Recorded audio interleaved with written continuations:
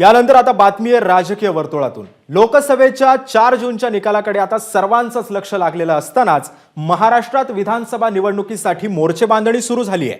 महायुतीत लोकसभेत कमी जागा मिळाल्या त्याची पुनरावृत्ती आता विधानसभेत होऊ नये यासाठी राष्ट्रवादी आतापासूनच आक्रमक झाली आहे। त्यामुळे आता भाजपसाठी लोकसभेच्या जागा वाटपाची परीक्षा कठीण आहे। पाहूयात या संदर्भातलाच हा स्पेशल रिपोर्ट। योग्य तो वाटा जो आहे महाविकास महायुतीमध्ये जे आहे आपल्याला मिळाला पाहिजे। भाजप सर्वात मोठा पक्ष असल्यामुळे भाजपला सर्वात जास्त जागा मिळतील। लोकसभा निवडणुकीचा निकाल लागण्याआधीच महायुतीत विधानसभेच्या जागांसाठी रस्सीखेच सुरू झाली।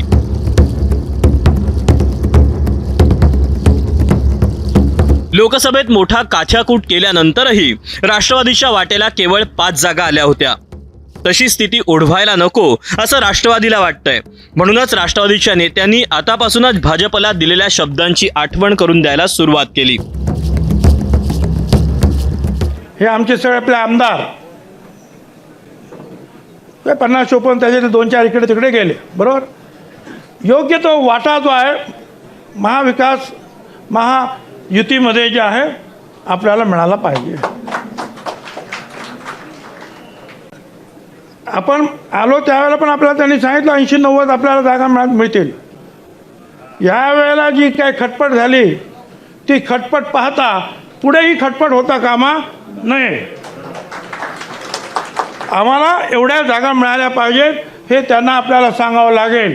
तेवढ्या मिळाल्या तर 50-60 निवडून येणार हो। साधारण 54 निवडून आलेलो होतो। उद्याच्याला 288 जागांचा ज्यावेळेस निर्णय घेतला जाईल त्यावेळेस काय होईल त्याच्याबद्दल काळजी वाटणं साहजिक आहे, मी नाही असं म्हणत नाही, परंतु तसं काही समजण्याचं कारण नाही। त्याच्यामध्ये व्यवस्थितपणे पक्षाच्या कार्यकर्त्यांचा, पक्षामध्ये काम करणाऱ्या सगळ्या माझ्या जीवाभावाच्या सहकाऱ्यांचा मान सन्मान ठेवला जाईल। सत्तेत सहभागी होतानाच भाजपनं अजित पवारांच्या राष्ट्रवादीला 80 ते 90 जागा देण्याचं आश्वासन दिल्याचा भुजबळांचा दावा आहे। बंडानंतर अजित पवारांनी देखील हाच दावा केला होता।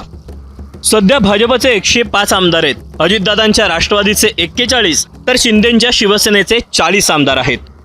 हे संख्याबळ लक्षात घेता राष्ट्रवादीला 90 जागा मिळाल्यास शिवसेना ही 90 जागांची मागणी करू शकते। 288 पैकी राष्ट्रवादी 90 आणि शिवसेनेला 90 जागा गेल्यास भाजपच्या वाटेला केवळ 108 जागा राहतील।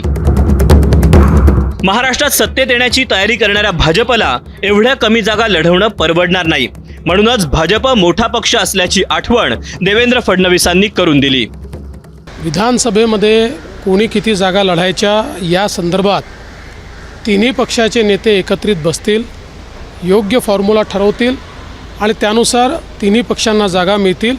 निश्चितपणे भाजप सर्वात मोठा पक्ष असल्यामुळे भाजपला सर्वात जास्त जागा मिळतील, पण आमच्यासोबतचे जे 2 पक्ष आहेत त्यांचा पूर्ण सन्मान हा यामध्ये राखला जाईल। 2019 मध्ये शिवसेनेसोबत युती करत भाजपनं 152 जागा लढवल्या होत्या। यामध्ये 105 जागांवर विजय मिळवला होता। तर 2014 मध्ये युती तुटल्यानंतर भाजपनं 260 जागा लढवल्या होत्या, त्यापैकी 122 जागा जिंकल्या होत्या। 2009 मध्ये भाजपनं शिवसेनेपेक्षा कमी म्हणजे 119 जागा लढवत 46 जागा जिंकल्या होत्या।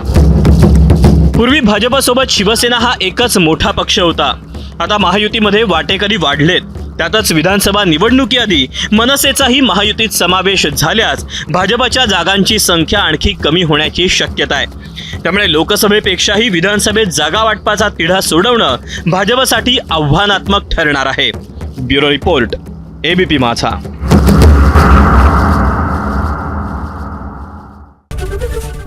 एबीपी माझा, उघडा डोळे बघा नीट।